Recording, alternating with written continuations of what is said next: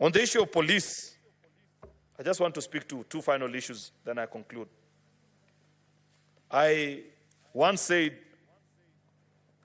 in a public forum, I was asking, where is the IG? That was in relation to the killings that were going on in Kerio Valley. It's been 2 weeks of protests, Mr. Speaker. Kenyans have lost their lives. Others have been beaten. There have been challenges. Police have faced also very difficult and hostile gangs on the streets. I am yet to hear the voice of the Inspector General. I am deeply troubled by that, Mr. Speaker. It cannot be right. We were in this country, though I was not a leader and I was a young person in university, Mr. Speaker, when we faced the post-election violence, day by day, General Hussein Mohammed will brief the country and speak to the country and give them an update of what is happening. How can we face such a crisis, Mr. Speaker? Up to this particular point, I don't know what the Inspector General thinks. I don't know what is the challenge. We don't know these things that are being discussed. Mr. Speaker, the question at the back of my mind, is this really the right man for this job?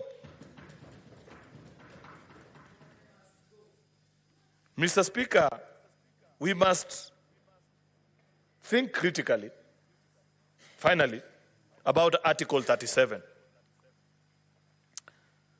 We have had conversations and debates here on this House, were the demonstrations peaceful or not. How is it that we continue to struggle as a country with this thing of peaceful demonstrations? What is it that we are supposed to do? Can't we guide and provide the way forward so that people can know that if I want to peacefully demonstrate as expected of me, under rights guaranteed under my constitution, what is it that we are supposed to do? Because a new trend is emerging, and we have seen this, Mr. Speaker, where any time when you organize a demonstration, infiltration and separating between those that are peacefully protesting, Mr. Speaker, and those that want to take advantage of the environment and the climate that has been created is difficult to distinguish. And I'd wish to request the House that we don't exit on this motion until first we provide the way forward and guidance. I listened, for example, Mr. Speaker, to one gentleman, one of the organizers of the Occupy Parliament crusade, and he said, according to them, they just wanted to come and sit outside here and listen and make noise as the debate on the finance bill was ongoing. And I said, okay, fair enough. But unfortunately, in the way that they communicated, it was impossible to tell how to do that kind of an occupation.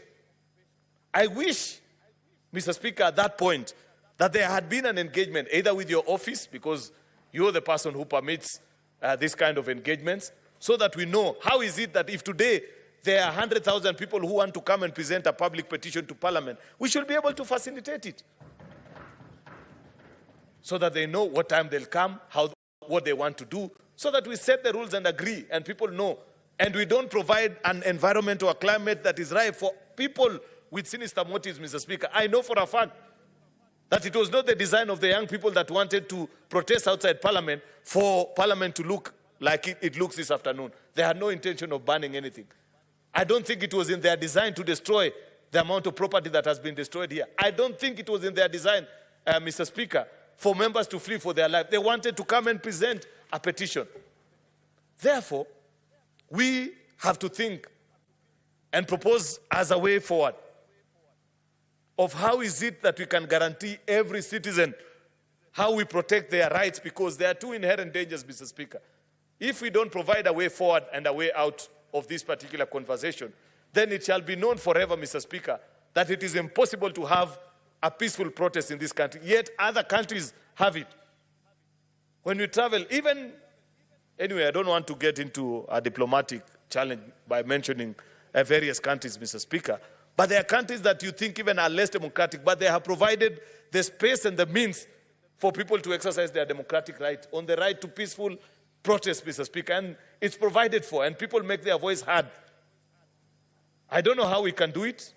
I know colleague members can guide us on how this is done, but the long and short of this conversation, Mr. Speaker, is that we are sick and the ordinary medicine that we have administered over the years is not likely to heal us. We need new medication, Mr. Speaker.